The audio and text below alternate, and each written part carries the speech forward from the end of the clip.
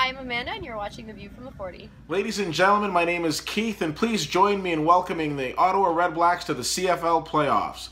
Pretty exciting. We've got 3 weeks left in the CFL, and Ottawa has clinched a playoff spot.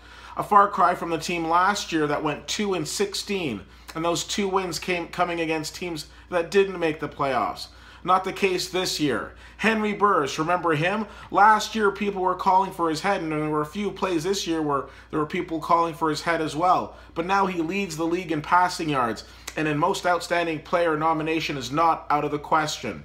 Where do these Ottawa REDBLACKS come from? Well, I said it to you last year. I hate to be that guy that said I told you so, but there were so many games that they were so close. There were so many games that were just, nail-biter games that they unfortunately came up on the short end of the stick. And I said, this team's got a lot of potential. This year, Ottawa, in my humble opinion, probably has the best receiving core in the CFL, which has led to Henry Burris being probably one of the most effective passers in the CFL. And, if they say orange is the new black, 40 is the new 20, because Henry Burris doesn't look like he's missing a step, does he? Now, I do not want to take anything away from the celebration of the Ottawa REDBLACKS, but I do want to be honest and say last night's game concerned me. They pulled it out and they won against Winnipeg 27-24, but this was a game that they should have won by a lot more. There were so many times where they came down into the red zone, and unfortunately they had to settle for field goals.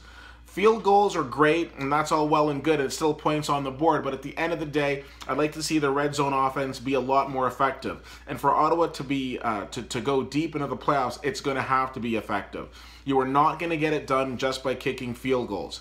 And again, not to be the one to kind of ruin the party, but Winnipeg was one onside kick away from coming back and tying that game, a game that Ottawa had pretty much dominated from the start.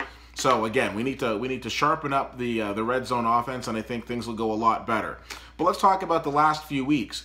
It isn't inconceivable to think that Ottawa could end up with a number 2 and potentially a number 1 seed in the East. Right now, it really comes down to how Toronto and Hamilton play over the next few weeks.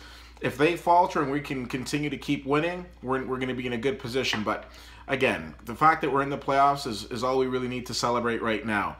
Of course, I want to give a huge shout out to the REDBLACKS cheer and dance team. We've seen them work through the rain before, but last night we saw them working through the rain and the cold. And before people sit back and say, "Oh well, what's the big deal?" Well, when I was looking over at the south side, half of the south side was taking shelter. Where were the REDBLACKS cheer and dance team? On the field.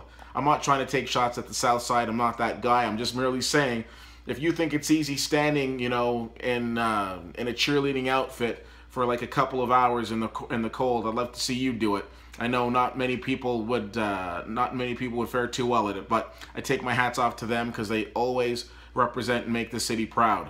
Ladies and gentlemen, the playoffs are coming up in a few weeks, but before we get there, we got 3 very important games.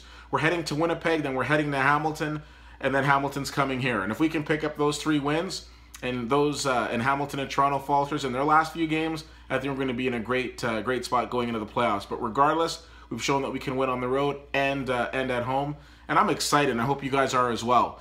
What's been your most exciting moment of the season so far? What are you excited about coming into the playoffs, and who would you like us to play in the first round? I'd love to hear all those things from you, so feel free to reach out to me, CFL_fan on Twitter, Facebook.com/WoodyWhittier, and WoodyWhittier.com.